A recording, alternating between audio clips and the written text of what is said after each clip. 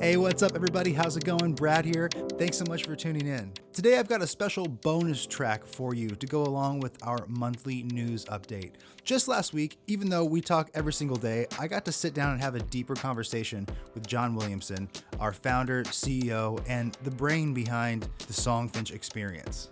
Both of us are a little long-winded, and so to put all of our thoughts into one lengthy email or message would probably turn this message into something more like a small novel. So we sat down in the Songfinch studio, threw up some mics, and this is what we talked about. Thanks for listening. Finally doing it. Finally doing it. Well, we do this all the time. We just don't record it. That's right. It's nice to just kind of sit down and just like talk through things with you. And I'm not usually in town in Chicago.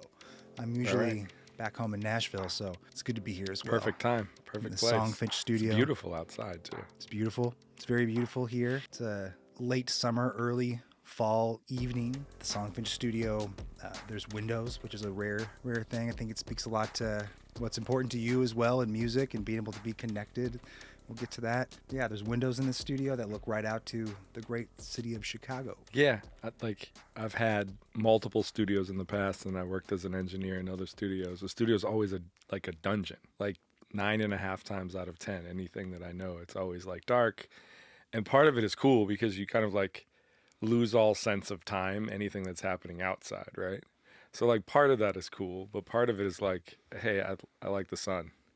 I like the outside energy. So when we sat down with an architect to talk through the setup of the studio, we have these like big, beautiful windows in the office. And I was like, I don't just want to build like a box within here and like be separated. So how can you like leverage those outdoor windows, but not like use the outdoor windows? You know what I'm saying? Yeah, like, you definitely can't use the outdoor windows. Right. You know, like the sound of the traffic coming through the building is crazy. Right. But like use them so there's like these windows essentially built in front of these windows so you still get all the benefits of outside, and it feels nice in here. I don't know if I've ever even been in here at this like particular time where the sun's going down over there too, because it sets outside of this window. So yeah, it's really pretty. anyways, motherfucking weatherman, what are we talking about? I mean, we're talking about, you know, creativity, and especially for our artists in this platform. And I think it's actually interesting to talk about studios and start there. I don't know how much people know how legit of a studio and music guy you are. And I feel like sometimes that gets lost in the shuffle of like, oh, we're building this startup thing. And for those who don't know me, I'm a lifetime music dude. I've committed my heart and soul and passion to it. And I'm really good at noticing when people are doing the same thing, or when it's just, you know, for show, or when it's just like a hobby. This is not for show. John is not doing Songfinch as a hobby or as a kind of as a side thing. Like, this is the same part of your music journey. So I don't know. I think you should talk about kind of your studio past, driving vans around for artists, you know, taking showers in sinks to make it all work. I think all of that stuff comes up. So I don't know what was the first studio space and when? The first studio space. Well, I think like everybody coming up, like my first studio space was my bedroom in high school. I don't know. I had like a Tascam 4-track. I had, you know, like a SM58 that I was actually like recording vocals on. Like a cassette 4-track, yeah. Yeah. Yes, this was 1993, 1994, 1995. Yeah. So yes, I think it was a Tascam 4-track. That's awesome.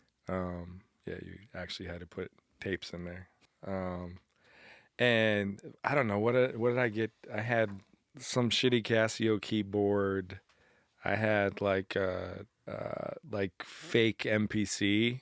I don't even remember which one it was back then, but something with some drum pads or whatever. Yeah, and then I had turntables that I actually ordered from a mail order catalog.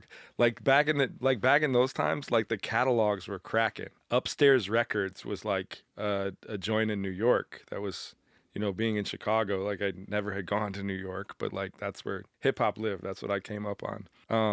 But I would get the Upstairs Records catalog, and I actually ordered like some Gemini BD10s. Nice. Some, you know, I got the ones that like seemed kind of expensive, but you could still figure out how to like put your babysitting money and long cutting money together to get them. Come to find out when I got them, like BD10, BD stands for belt drive. So like, when you get turntables, I imagine myself like GQ in the movie Juice. I imagine myself like being able to spin records and scratch and do all these things. And on belt drive turntables, like basically when you hit play, it's like before it gets going. Because there's a belt, like an actual belt Yes, between there's a belt. Belt drive machine. turntables are not like what's up if you like want to try to emulate these DJs that you're seeing on movies at the time.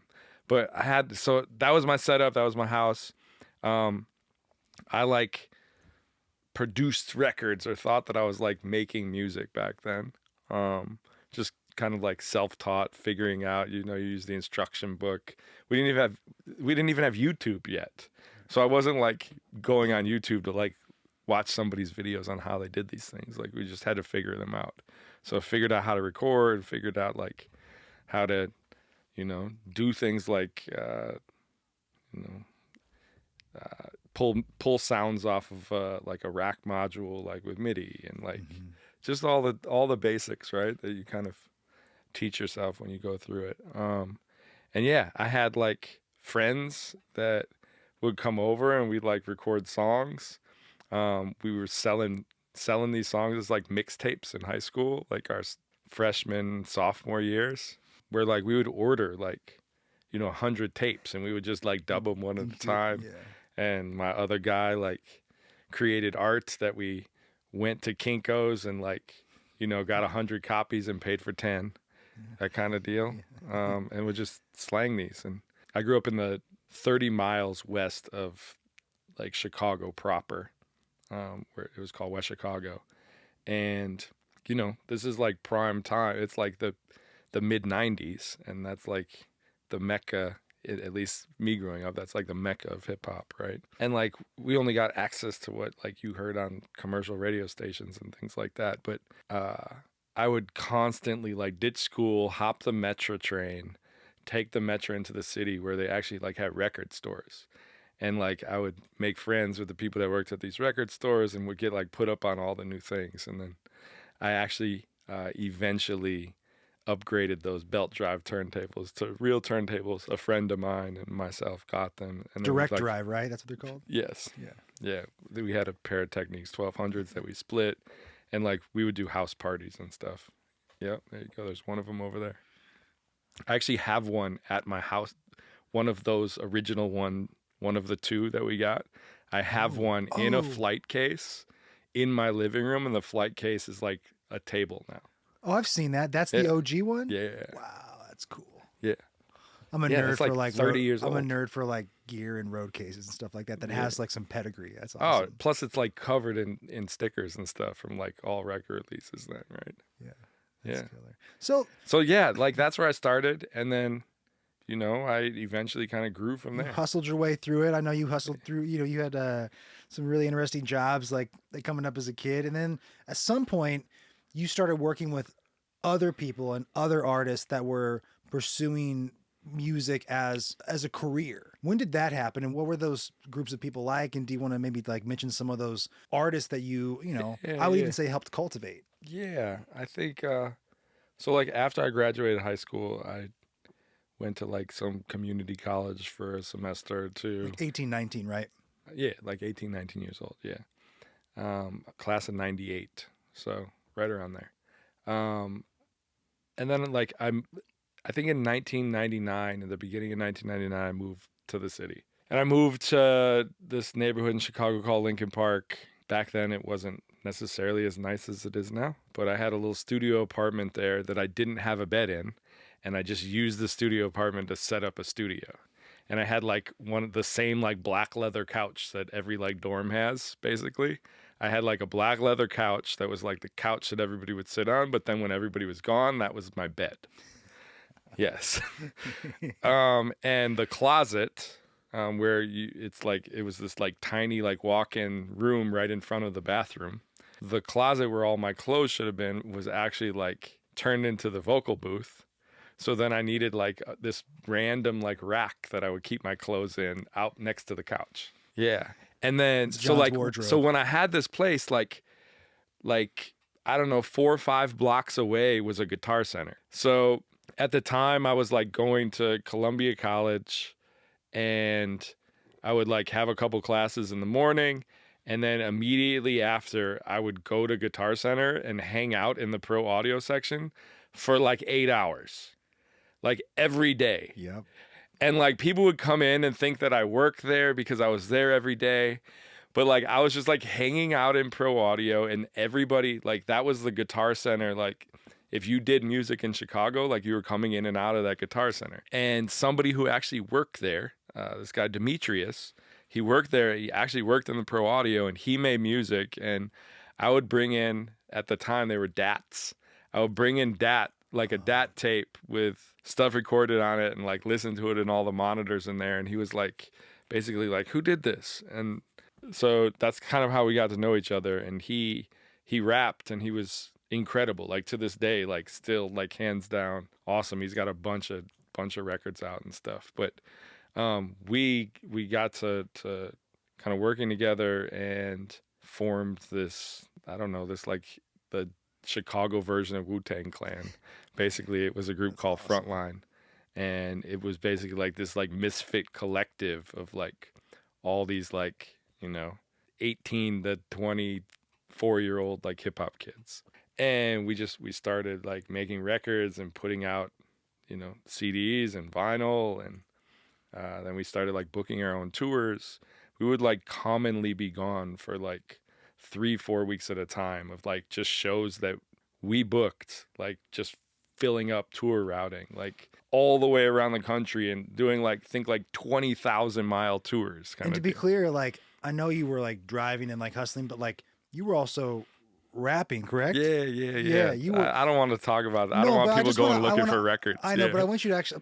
You were actually making music. You weren't like, hanging out. Like, no, I wasn't like the manager that did the spreadsheets. No, you were. I figured those things out too. Negotiating major distribution deals and these kinds of things. You just kind of learn over time, right? Like, I think some of us are just natural builders.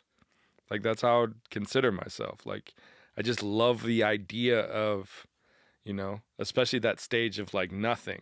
There's nothing tangible. You can't see it, or others can definitely not see it. And you like see it clear in your mind, but like taking that like blank space and like turning it into like what was in your mind. It's like, I don't know. I'm sure a lot of other like people who would consider themselves builders think like this. And I think this is how like great music is made sometimes too, is like you see the end, or the destination, the end product, the song, like you see it, you hear it like as clear as day, right? As if it's tangible, but it doesn't exist. And then essentially what you do is you work backwards to get to the place that you've always already been, if that makes any sense, right? And I think like, I don't know, that's how I think about music. That's how I think about building companies and businesses. It's just get to that vision, understand where that destination is. And then it's not like if you're going to get there, it's like, I'm already there, but like I just got to catch up with that, Right. So there was a point in time where you were like, okay, Frontline can't just be this thing that's not going to pay my bills. I'm not leaving music though, so I'm going to do this thing that's adjacent to it, and eventually getting us to, music dealers, and then eventually to Songfinch. Yep. Like, how do you make that jump from driving that van across the country for 3 months at a time to like actually forming, structure and business, and then and why, if the music is so important, why even do that?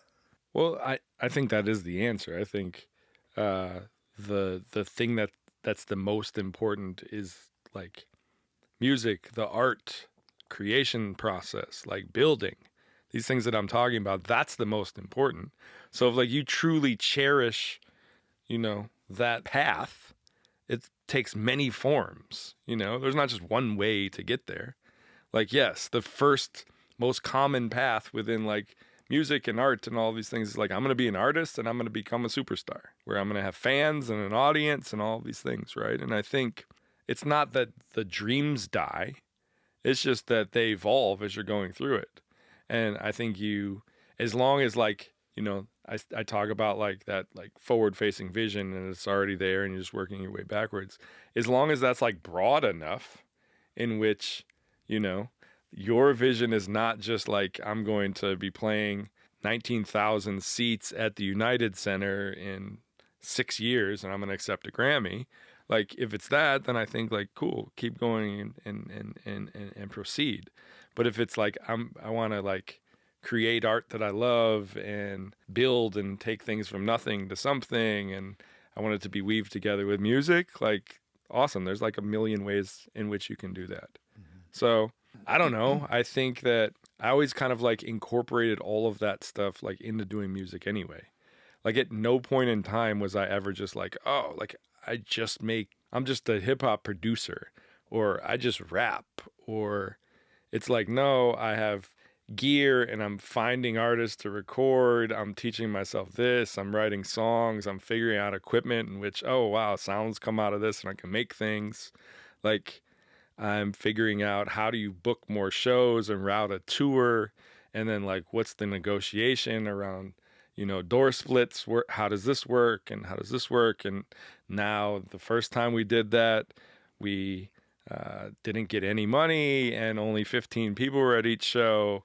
How do you utilize tools to get more people the next time?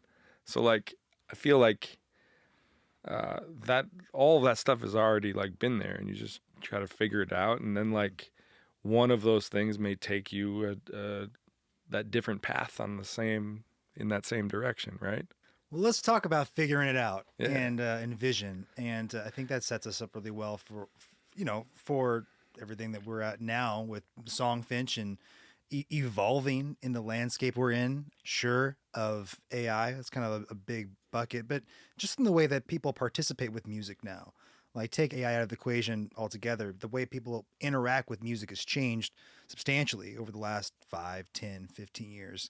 Models and things that we get used to change every 3 or 4 years. We've pivoted and changed every 3 or 4 years. I've been here since 2021. You guys started this thing in 2016. It had changed 3 or 4 times before I even got here. So change is a big part of this. Like, where do you see all this? Where do you see this going? Like, with all this? I mean, if I'm being honest, I feel like you were talking about Songfinch as a company. We change all the time. I would say we haven't changed enough.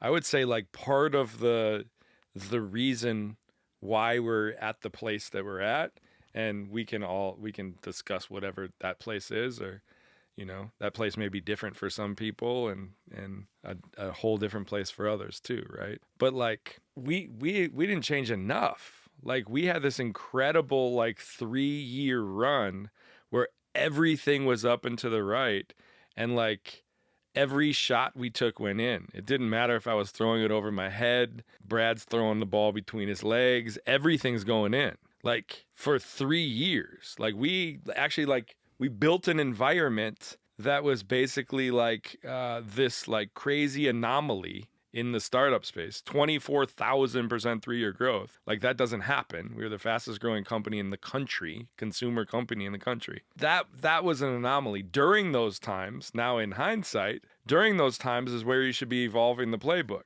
Like, we basically operated a playbook, and that playbook worked, and it worked really, really, really well. So we just kept thinking that we were going to run the same playbook, but just do it more. And that worked like that for several years. Like, again, if you redo that and rewind that, we would have been reinventing the playbook all along the way. Like, showing the same ad for years on end. Yeah, when I say the same playbook, like, I'm talking about a product and marketing playbook. I'm talking about, like, I don't know if anybody even really knows this. Like, we had 4 years of Songfinch where, like, no one believed in it. We barely sold any music. We got told no a million times over. Everybody told us that there was no market for personalized 2016 music. to 2020. Is that what you're talking about? Yeah. 2016, 2017, 2018, 2019. I mean, this is before, like, barely any of the artists that we work with today, like, the majority of them they didn't hear about us during that time. Like, it wasn't working during that time. Like, we were selling, like, I didn't know about it. 15, 20 songs a month, Yeah. And, like, we were just trying to, like, in tech, it's product market fit. We were trying to establish this workable functional process to have this more consistent output, right? But we should have shut down the company 10 times during that time. For real. Like 2017, we should have shut down the company. 2018, we should have shut down the company.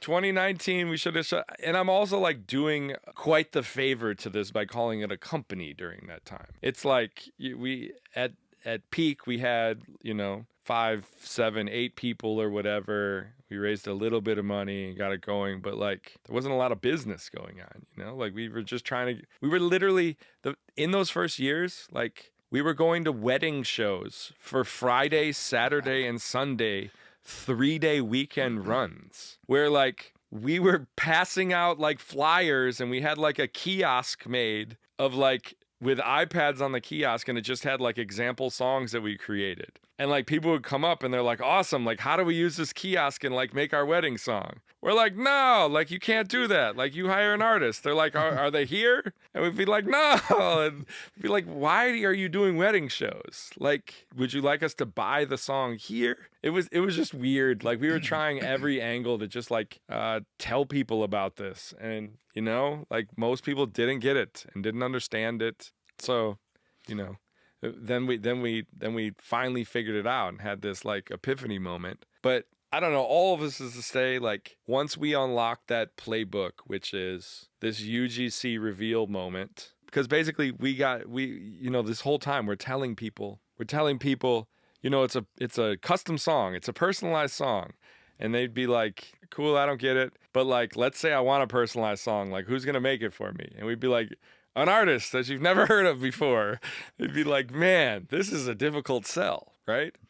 So then like January 2020, we're going to shut the company down. Like finally, like 4 years of doing this, and we have barely any money left, and we're just going to run the last pipe dry and shut it down. And that's where we were collectively like, man, we've been talking about music too much. Like we've been like trying to tell people how it works and all these things, like all the few people who bought songs over those few years, like why were they buying the songs? And it was like, oh, they wanted that emotive moment with somebody that they loved, right? So it was like, hey, let's just like show this emotive moment and put music to the background, and people are going to like hopefully like see that moment and say like, I want to have a moment, like they'll be able to see themselves in it. And we did that. And heads up, the first reveal we ever used, we just went on YouTube and basically ripped videos of like attractive people crying and pieced them all together. And like, that was the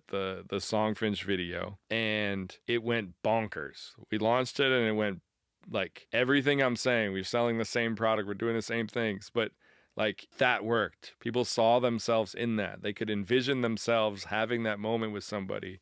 And if we're telling them that music is the way to get there, they're like, cool, sign me up. And it just worked. And like, that was the playbook. You show these moments and you build this paid marketing engine on this side, and you serve these moments, and more people see these and it resonates with them. And, like we owned this moment for this moment in this playbook, this like piece of content tied to how we pushed it out for 3 years, where it just worked. And then like, not just with the ripped reveal, we got actual Oh reveals. yeah, the first reveal was the ripped reveal. Yes, the first just one. To make it clear, oh no, we got hit up that whole first week by the people in the video with like cease and desist, being like, that's me, and I did not cry over the songs. So yes, that the proof of concept. The proof of concept. Yeah, like, but then we started getting real reveals, and I'll tell you like what happens when people see those, and that's what makes them respond to make a purchase. They want to capture their own version of that and like try to one up it. So like, yes, you have this flywheel of UGC content that is like highly emotive and just like moves people. Like, I mean, we created that content type. Now you see that content type everywhere, right? That's part of the thing about when you make a good playbook, other people understand that it's a good playbook and they want to benefit from it as well. Yeah, reveals are a category. That's a like content it was category. the fucking soldier coming home videos on Facebook like back then, right? It's like people would see every time they came up, somebody would like stop and watch it. Like, oh, these get me every time.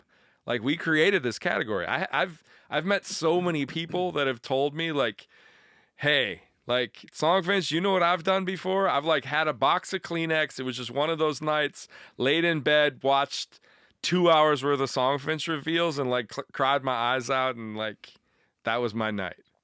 Like, yeah, we created this category. So business rule 101, like when you're up is where you should be, innovating. It's where you should be unlocking and figuring out how that next thing is going to go. We took that playbook and we like ran it dry. And guess what? Like we weren't prepared for the next playbook. What is the next playbook? How's it going to work? Should have been working on that the whole time.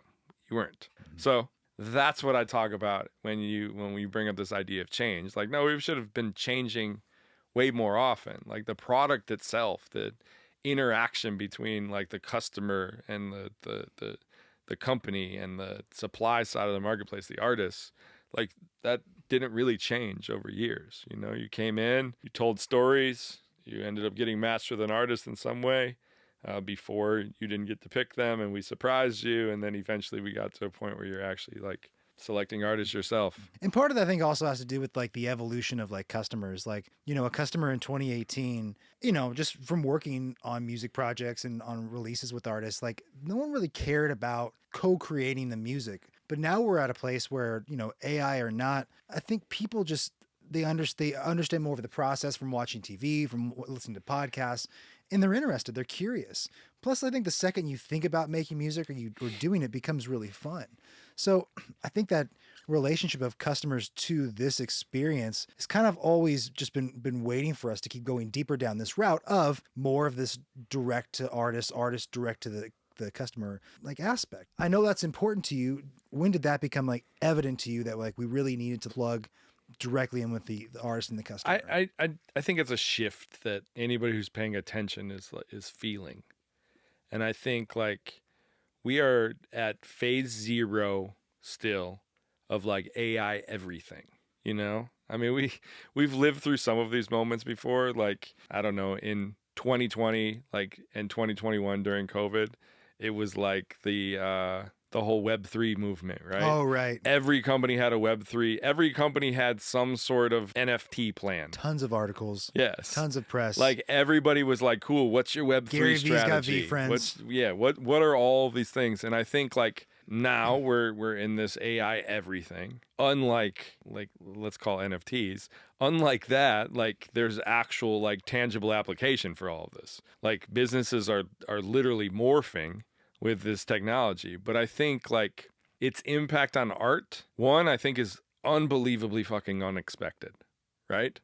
Like rewind like 5 years ago. And like even before that, you thought about like artificial intelligence and the future and like this like next level technology. Like we would talk about those things just as human beings. And like you would think that like, oh, it's coming, like you would say like, oh, robots are replacing fast food workers and all this like super blue collar stuff. That's what we thought about. And like you would ask somebody about AI back then and they'd be like, cool, the artists or the artist mindset or the artist like toolkit, that's going to be king while everything else is like automated and replaced. Like the robots are going to replace all of this. The only thing is going to be like this super creative like thinking. And this shit starts up and it's the opposite. We're seeing these tools that are like this awesome copywriting, and then we're seeing shit that's creating images,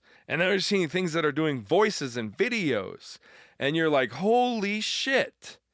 Like, I don't know if I could have been more off on that. It's like really what this thing's coming for first is the artist. Yeah. This thing that it's replacing creativity. What's going on? Like I'm feeling this because of AI everything, and especially because like we're seeing that like, man, look at the art, look at the output. You know, I think a lot of people right now that are like actually have used these tools and are in the know and like see the speed at which things are progressing, like myself.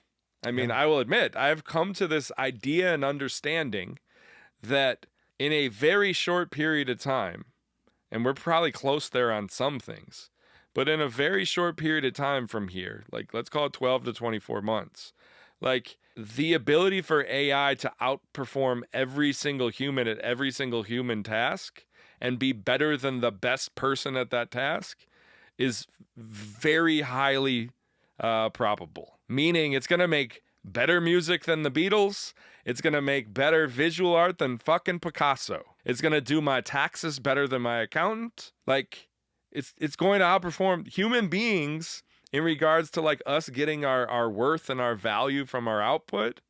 Like we're going to have to switch our mindset really quick, or it's just going to be like a sea in a world of depression. That's it. And to this world of input. Yes, to this world of it's not going to like let me state this really clearly. Like if you live in a world in which the output no longer essentially needs human beings to create great output, you're going to like there's going to be some things that take place. The first is like you're going to adopt some of these things in which the output is like of the utmost importance. I mentioned like it's going to do my taxes better than my accountant. Like to me, that would be a function in my life where I would be like, cool, I care most about the output. I don't necessarily like, I really like my accountant, but like, I don't care about his path and where he went to school and any of those things. I care, are you like minimizing expense and maximizing return? You know, I'll be fine to have AI do that because it can do it far superior to any human, probably now. So, but then you're going to start looking at like, you still want to live this like whole full life where you feel connected, right? So it isn't only going to be about output. You're going to pick and choose the things where it's not just about the output, it's how you got to the output. It's the journey, it's the path, it's the experience. And I think art, even though you're going to have this incredible output if you want, I think art is going to, I'm already beginning to see it, is like, it's going to be this like large push towards authenticity. I care as much about how you got to the output as I care about the output. And I mean, if you look back at music, that's kind of how it works anyway. Mm-hmm.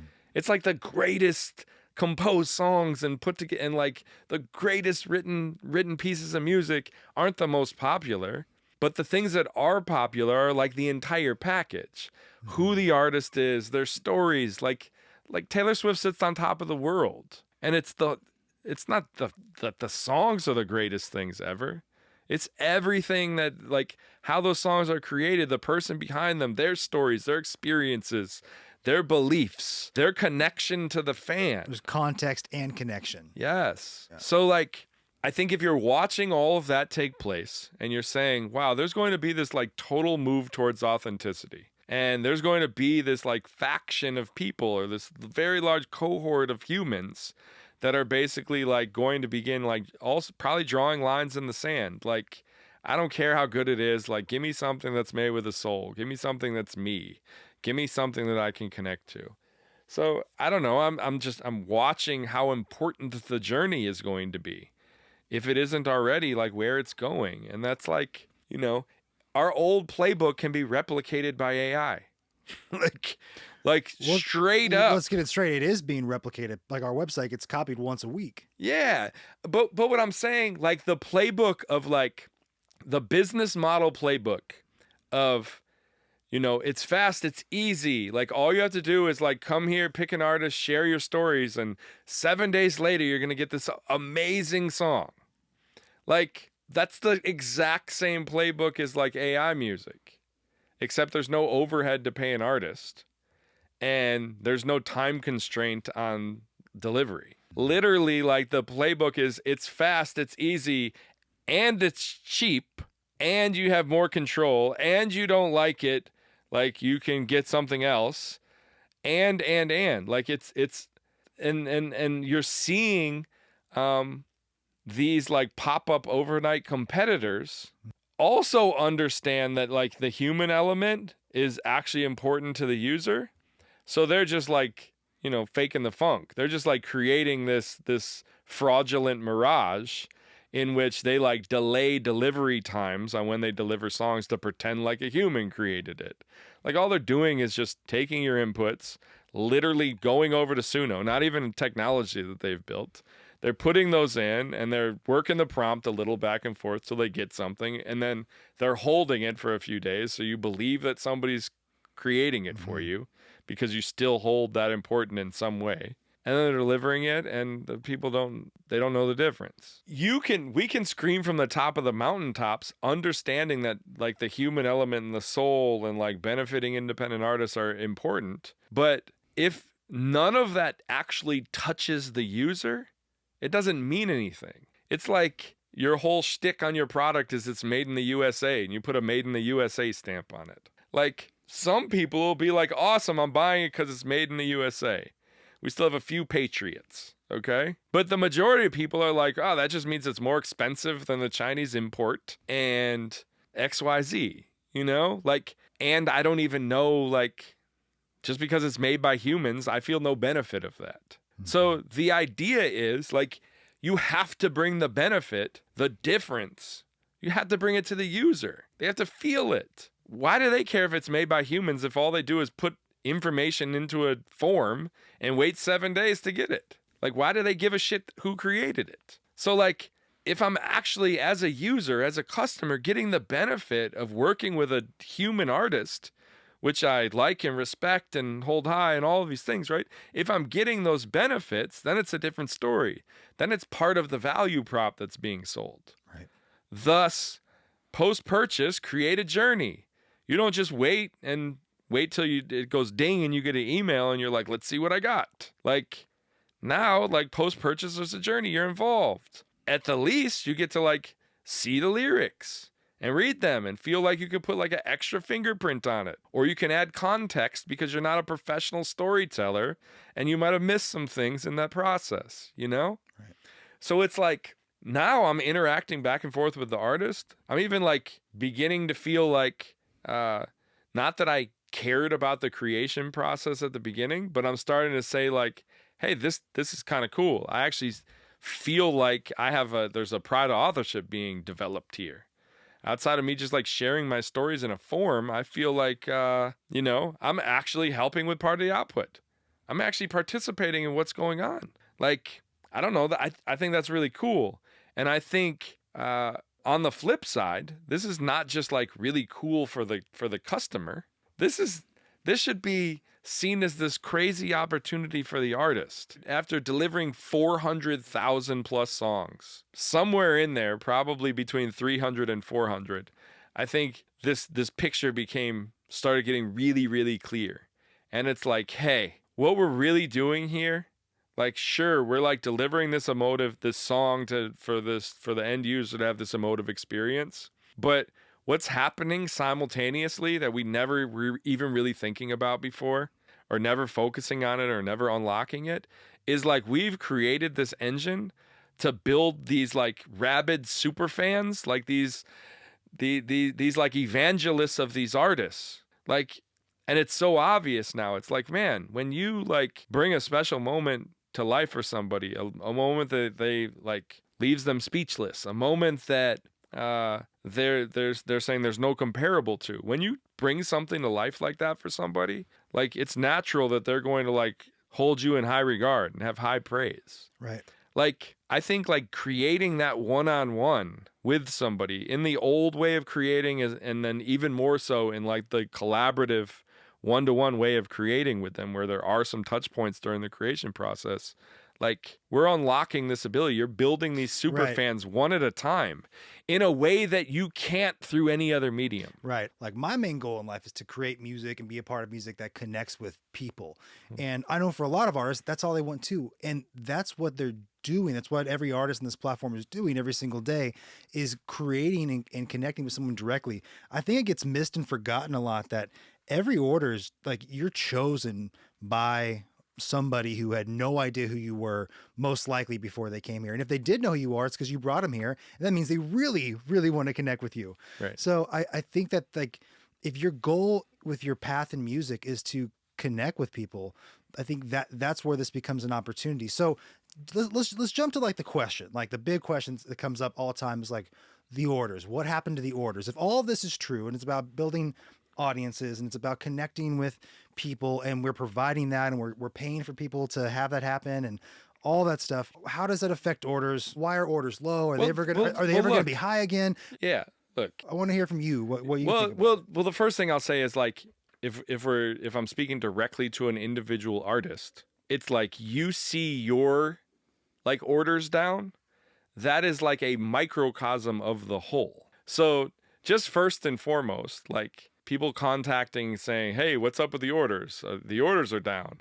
Like we're working in here like around the clock. Like we understand that the orders are down. The way in which you're seeing them, so are we. We're living it. And like we like to perform at a very high level. We like to have the more orders, the merrier. But like if we're paying attention to all the things that are going on, we went from a world of peak orders end of 2022 into 2023 where there wasn't a lot of noise. Like we were the noise. We were creating all of the noise. And then at that particular point in time, when you like get to that level in which we were doing pretty well, other people see like, oh, cool. What we didn't believe over the last 6.5 years or 7 years that you were doing this, that there was like an actual market and like a total addressable market that was worthwhile.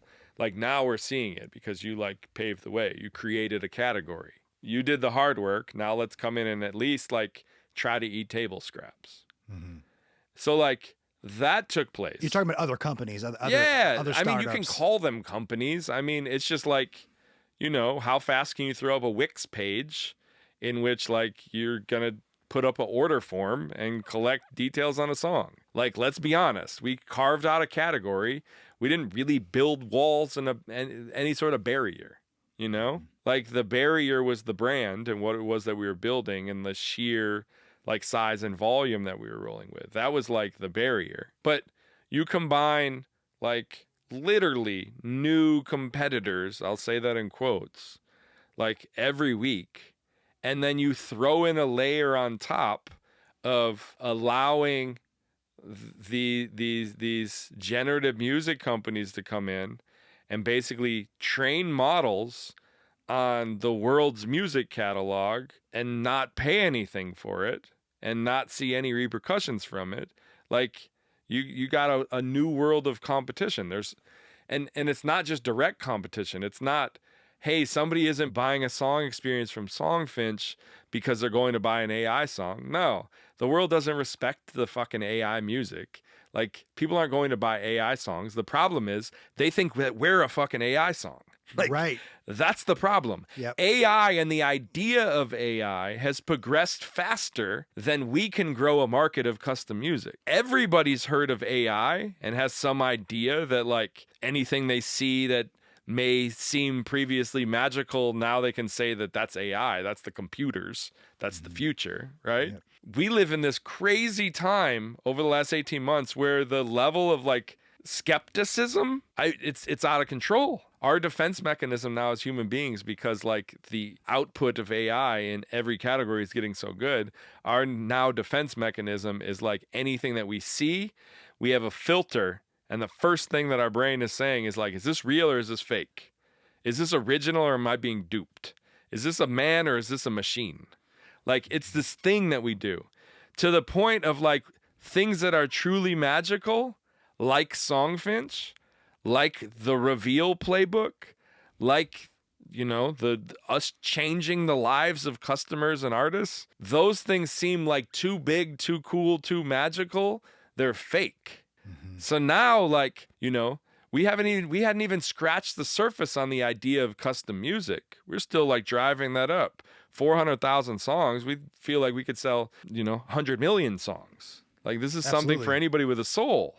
But that takes time to build that up, right? And now, like, literally, dude, this is facts. 6 months ago, I could meet somebody new, be out at a dinner, and that my wife brings me to, and meet somebody new, and they're like, what do you do? I talk about Songfinch. 6 months ago, they'd be like, that sounds incredible. Like, how do you do it? Like, oh, there's these artists and they get these stories from customers and they write, record, mix, deliver. Like, it's this incredible, like, bespoke process. Like, it's like the most handcrafted, like, personalized one-to-one thing ever. And like, people would like just be blown away. Now I'll be at that same party, same person just 6 months later. What do you do? Tell them about Songfinch? The response is not a question. It's not how do you do that. They already assume the answer. And they say, isn't it amazing what AI can do? Like that's Wow. where the world is right now. Yeah. So like when we're talking about orders, like there's a very high level of noise. With all the pop-up competitors, the fraudulent table scrap chasers, okay? People that are bringing nothing new to the space. They're just trying to get something out of what you've created in the space. So you have that, which equates to noise, okay? You have high level of human skepticism, okay? Which equates to this is too good to be true, combined with what's going on with AI. This is fake. This new fake AI music shit, okay? Like that's what we're met with. Like news alert. You get 5 seconds when you get in front of a new customer to like have them get hooked, to have them stop scroll and have them want to explore. Like, And that's not just Songfinch, that's everywhere. no, it's everything. So what I'm saying is that 5 seconds, we're still getting a stop scroll, but it's met with a high level of skepticism saying like, oh, this is some other AI music shit. I'm not interested. Like that is the part that why this game is winnable, guys. Like why the game is winnable, why we're still got the fucking uniforms on and we're going at it around the clock is because human beings still want authentic, and they probably want it even more than they did before. 1000%. They need to understand that what we do is authentic. It goes back to this earlier idea. Like the benefits of the human creation need to touch the user. They need to be able to experience that. You can't, the days of filling out a form and you working behind the scenes and delivering it to us and it going to the customer and us playing the middle person, like there is zero belief in that being real. And then let's combine that with a lot of you guys want to like operate under like pseudonyms that you do custom music on instead of like the true names of your career. Now when people look you up, they really think that you're fake. The second they come on the site, they're reaching out to us.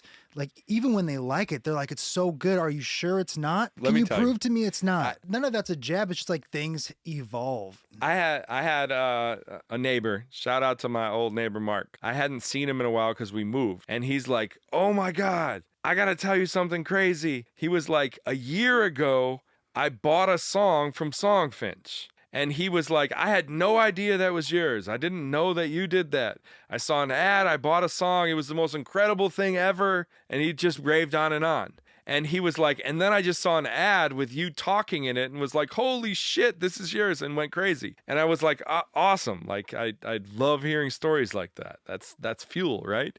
And he was like, now that I got it, and he was like, now that I know that it's you, he was like, tell me something. I'm like, what? He was like, how much of that was done with AI? And before I could say anything, he was like, it's okay if it is. I would have hated that idea at the beginning, but it's so good, I don't even care that you did it with a computer. And I was like, holy shit. I was like, none of it was done with AI. And I was like, I don't know how I feel about like that being the thought, right? And he kind of like left and like winked. Like, it's okay. I know it's a computer. Like still didn't believe it. And he went through the whole process and interacted with it. But just the idea that it could be AI, he was like, yeah, like you were trying to get over on me, you duped me, but it's okay because it's great. Right.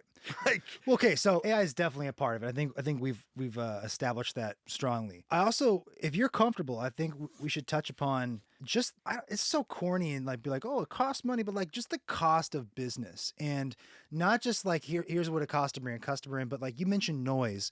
You know, when those fake companies run ads, they run against Songfinch and their meta ads, that drives our cost of ads up, dilutes our presence online. All of that creates a spiral effect of like, wow, it's too expensive to advertise and drive orders. Can you talk to that? Let me give you all the inside scoop, and hopefully this detracts all these newbies from coming in the space anyway, because it's not attractive. The first thing that you need to understand is when you sell gifts, the retention, or what we'll talk about in this business as repeat purchase, like just naturally on gift-based products and experience gifts, repeat rate is low as shit. Okay? So like what you get out of a customer, like while all these other e-commerce business measure like LTV, which is lifetime value of a customer, it's like, like an online like dog food. Like you get them in a loop, you have this payback period over time, but you know that like you're going to keep them for, 16 months and you get all these repeat purchases, right? On subscription models or one-off purchases and things like this. Gifting products. Even when you have a 90 NPS, a world-class product like Songfinch does, gifting products traditionally have very low repurchase rates because the seekers of these emotive like gift experiences go through it and they say, hey, that was an awesome experience. I want to go find another awesome experience. That means that you have to set up unit economics to be profitable and highly profitable on a customer only making one purchase. Okay? So think about these unit economics. It's like I can tell you that some days you can acquire a new customer for $80. Some days we'll pay $250 to acquire a customer. It's all across the board. Some days you're in the red, some days you're in the black. Now, to make this operation run, like you need highly skilled internal expertise at a bunch of different in a bunch of different areas, right? The cost of advertising goes up. You got a bunch of like leeches that are building like fraudulent concepts and ideas to try to trick users. Like imagine being a user. Like this is what's happening. I don't know if anybody's like understanding this, but like imagine Songfinch hitting you with an ad on Instagram and you being intrigued. You get past this idea that it's fake and you're actually intrigued to learn a little bit, right?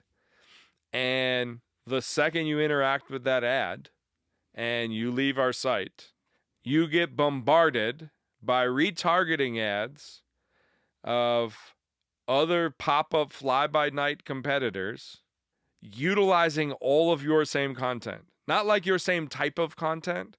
No, like the reveals that you've actually used your service to bring to life. Them stealing those same reveal videos, retargeting a user and saying like, here it is, this thing that you're interested in, you can get it, and it's only $19.99. And we'll deliver it to you in 3 days because these professional artists are doing it. These people are like, man, it was $200, now it's only $19.99? Awesome. Like, that is what is taking place now. So, like, you can't keep spending. Like, the dollars dry up. You can't keep lighting them on fire and doing the same things. Yeah, we're not a nonprofit. Yes. Like, there are no profits, guys. It's a venture-backed startup, like, that is built on growth.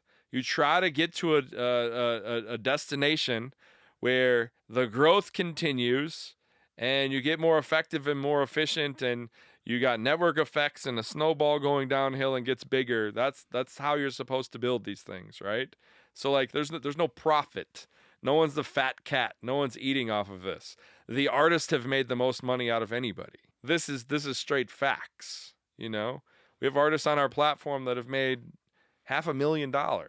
We got tons of artists that have made more money than they've ever made in their entire career combined from Songfinch. I think the frustration comes from like the role that we play. Like because we were so successful and because we became for a lot of artists some of the first real money you made in music, right? I think like that's where the frustration comes from. Like if we never did anything for you and this thing was never fruitful, like it would just be like something else that didn't work. Like the frustration comes from because it was so fruitful and like I want it to be that again. Like this tree was bearing so many apples in the spring, like and now like the next year it only had a few. Like I know that like I want more apples. And I moved my house to the tree. Yes, there you go. Yeah, I love apples, and I actually moved next to the tree so I could keep getting the apple. Yeah, so like I get it. I understand that. But I think another thing that I struggle with, and I try to see this from an artist perspective and understand, and I'll talk about it here because maybe if I talk about it here and we share it, and maybe I'll get some answers to this. But like Like let's talk about input versus output. It's like as an artist, you have like access to all these platforms and tools, right?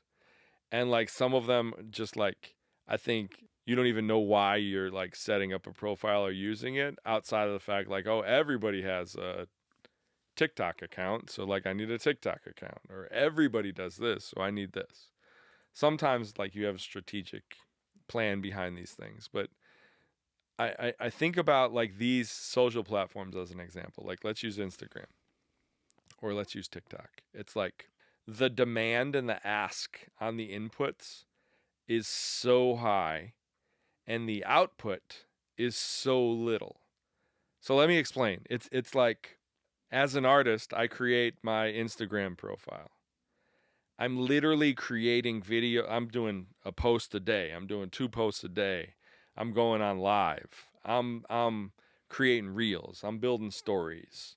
I'm community managing because anytime somebody like actually says something on there, likes my post, I'm trying to respond back and engage.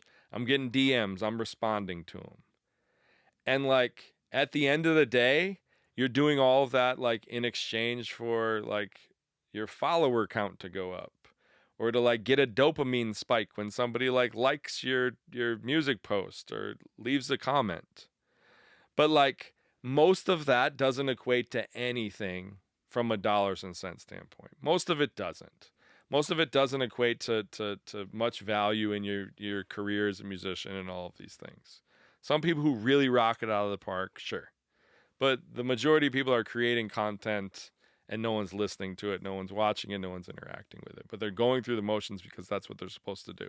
And then I look at Songfinch as a channel and I look at the input versus the output and I'm like, wow, like there's this like something looks different than the others. Every single one of these orders is somebody that there's a $100+ transaction involved, you know, creating these human connections and bringing these things to life in a world of like cyborgs and robots right now. Like the output's no longer fair. I need more money to do that.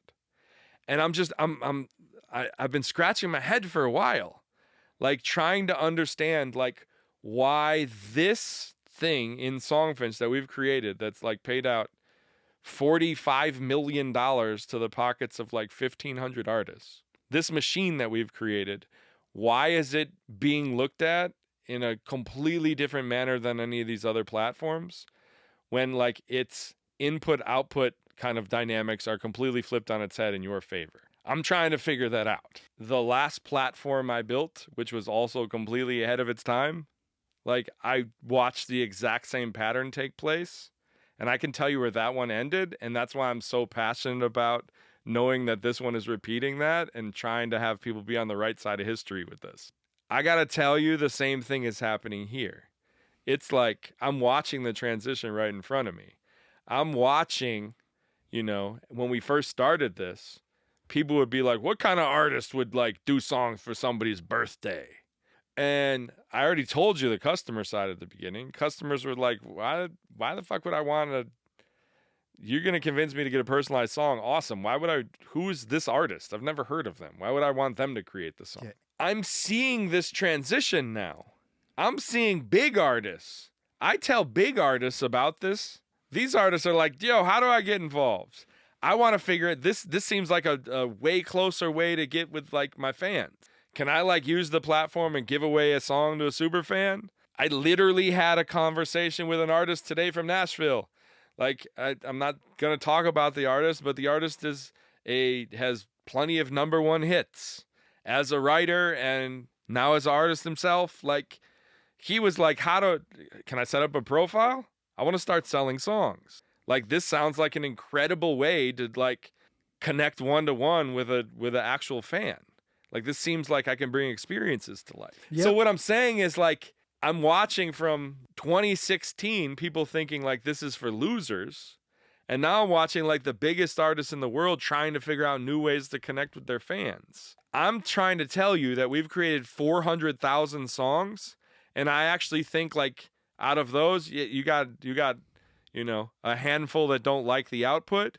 But let's say we got 350,000 like super fans in there that are truly fans of like what you guys have created for them. I'm watching artists from the beginning because they were probably leaning towards this idea of like, I like the money, but I don't want people to know that I'm doing this.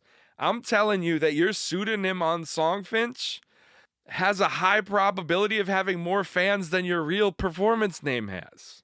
And like worst case scenario, you should be putting them together. I could understand if we were like delivering these Songfinch songs to Spotify and they were like popping on your profile and like interfering with your music career, then I could understand the idea of like why you wouldn't want to do that. But like we've built fail safes around all of that stuff, so none of that happens. I'm trying to have every single one of those customer interactions the greatest opportunity to like create this evangelist fan that when we open the door and unlock these tools for you, you can use these fans, especially the artists on this platform that have done more than 1,000 songs. We have so many of them. You can use that platform and these like super fans and this army of followers that you've created from this. You can use them to help accomplish any of these things that you're going to want to do in your career. I want to highlight, you can do that right now under your completed tab. Every single one of your songs, you can go to the song page. You can say, hey, Becky, I loved writing this for you. Hope you're doing well. And Becky's on there, but Ryan, who she bought it for, is also on there. And now, like, surprise, surprise, their third cousin's on there, their mom and dad and the father-in-law's on there, and people are coming to this page. We've created these tools and these mechanisms. So now you're basically creating all of these songs. Let's say an artist with 2,000 songs.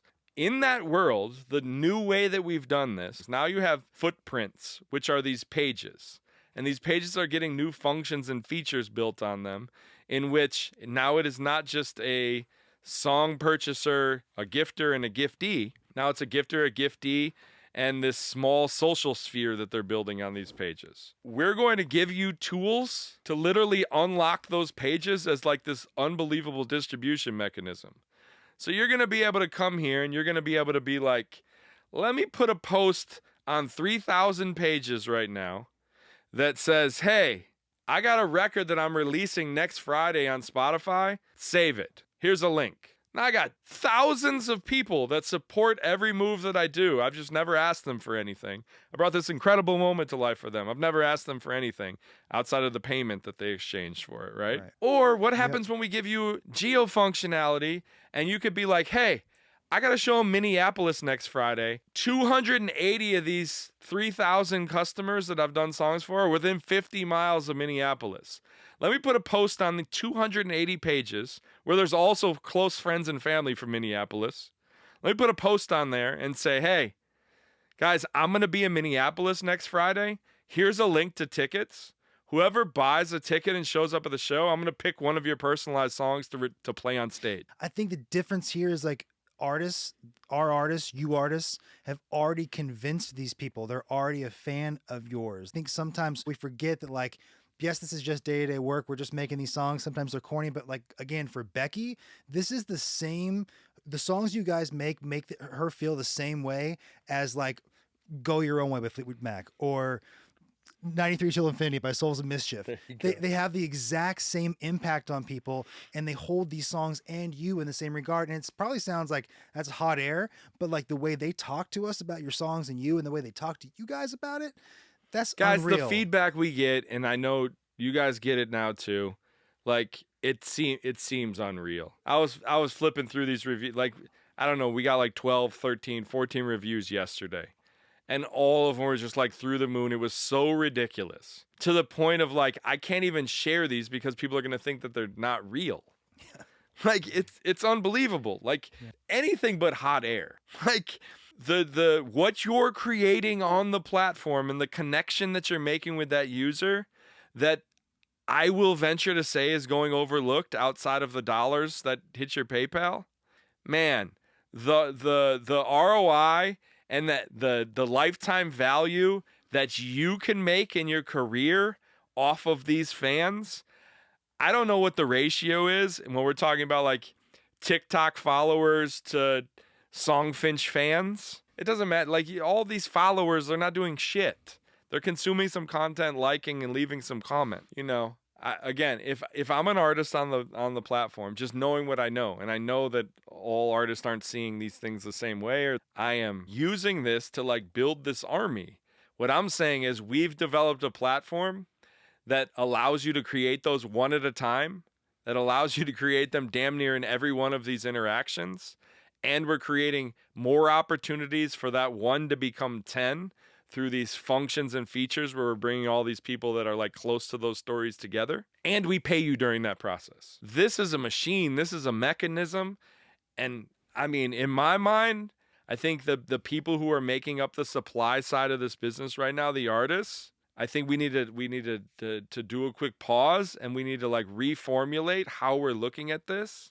It's a tool and a platform, and an incredibly freaking powerful one. Probably the most powerful one that you have access to outside of like your own creativity and voice and ability to create, right? No, that's perfect. So the sun is setting here. Let's bring the plane out of the clouds here and bring us home for this episode. Like, what are the next 3 months like at Songfinch? Do you have any sense of that, and can you share it? Yeah. Going into before the year's out here of 2025, we're bringing you as the artist. You've already been seeing it, but we're getting out of the way for 375,000 of those songs or whatever. We've played like the middleman. We've kind of played blocker. We played telephone, and as I said, I believe that setup and that structure is essentially the same playbook as an AI playbook can fulfill. We're not getting out of the way like because we want you to take over the customer service or not at all. Whatever the case may be. We're getting out of the way for the human connection that needs to take place. The customer needs to feel the person on the other side of the collaborative partner, the person that's using the hard skills to bring their ideas and memories to life. It's this idea of bringing this connection closer and closer. So like that is going to continue. You're seeing certain things take place during the creation process, certain touch points. We're building out what this song page is. Previously, it was like a utility, right? Like the song would be delivered to a page. It would introduce you as the artist. It would have the lyrics and their ability to download, or some people would copy the URL and share it. But like, it was just a utility to the user. Like the importance of that page and what that page is going to continue to be built. Yeah. Instead of the song page being the homepage for their song for their 10th anniversary, it's going to be the homepage for their 10th anniversary, and there happens to be a song at the nucleus. So like that is going to continue to evolve. And essentially what that's going to do is just allow us to attract more users to each of those pages. No longer will it just be something just for the gifter and giftee. It'll be something, think about it, each of those song pages is like a small intimate party around the occasion, with you having the ability to be the guest star, Like, so we're going to continue to move in that direction. And if what it is that we're selling is the experience, not just the song as output. We're no longer selling custom songs. I don't think we ever were along that whole time, but very clearly now, like we're not selling custom songs, we're selling this experience. And that experience has to do with the creation process, the output, and the experience post-output, okay? To do that, like right now, how customers select who they want is by looking at your photo and listening to a song example. Probably by the time you hear this, the way that they're going to choose an artist is by watching a bunch of videos that are pitch videos where they're actually seeing you and learning about you and seeing if they vibe with your personality. Because what they're purchasing now is not just the song that you're going to make and what your voice sounds like, but that interactive experience across a several day period. They want to feel like they're your co-creator. We're bringing that to the people. And then like finally rounding like out what to expect for the rest of the year. We've also gotten to this point where, all these songs that we've sold, they've had the same price point. And I think part of that idea around the same price point is part of the reason that people tend to see this as Songfinch's offering that I'm fulfilling. Like, it's part of the mentality, right? Like, Songfinch sells custom songs for $200. I just happen to be fulfilling this one. Mm-hmm. So, like, all these ideas, like the spotlight is moving. It's not Songfinch as the artist. Songfinch is just the marketplace and the platform that facilitates these. It's the customer and the artist, and the eventual customer evolution of fan to artist. So, like, we're going to give you the ability, like, to basically look at this more so as, like, it's your own shop, which means, like, you can set the prices. This is super important to us because, like, you know, we've heard the voice loud and clear, right? We talked about it earlier. Like, we're asking you to do more. Instead of continuing to ask you to do more and then you say, hey, like, I'm doing more, I need more money. Like, we're going to give that freedom of that strategy to you. Like, you can turn on the light and say that you're open and my song is going to cost $499 and here's how I'm going to operate. Like, that's where we're getting. That's where we're getting to. It's going to be a true two-sided marketplace. With the artist community being the supply, and there's going to be supply and demand things going on. There's going to be different strategies instead of Songfinch running the strategy and saying, like, hey, for this 3-week period during the holiday, we're doing $30 off, or we're giving this away. Like, you guys are going to be able to do all those things yourself. You're going to run strategy. You're going to test things out. Maybe some of you don't care and you just keep your song price at $200. Other people are going to want to, like, you know, flex out all these tools. Like, let me make sure my profile's right. Let me make sure my star rating's high. Let me make sure my deliverability score is high. Let me make sure my revision score is low. Like, some people are actually going to, like, step up to the competition and they're going to, like, leverage and utilize the platform as we're setting up and seeing fit. So, you know, this year, like the rest of the year, like I can summarize it by saying we're changing the spotlight from Songfinch to you, the artist, and we're giving you the freedom and the ability to bring some strategy into the mix, to say, hey, I'm a premium artist and I want to sell songs for $10,000. Or it's the holidays and I want to sell songs for $149. And I'm going to do 20 of them. Or playing with your own supply and demand. You can do 5 at 200 and the next 5 are 2,000. You can play with that, especially if you see yourself getting busier, and it just opens that up. And I think people have expressed like, oh, like, you know, what people like are all priced too low. At the end of the day, here's what's going to happen. People are going to find an artist they love, and if they love you and they connect with you, they're going to pay whatever that price is that you set. Yeah, the one thing that is going to be put in play is there's going to be a floor. No one's going to be able to, like, boat race you to the bottom. It's going to be like, hey, here's the floor.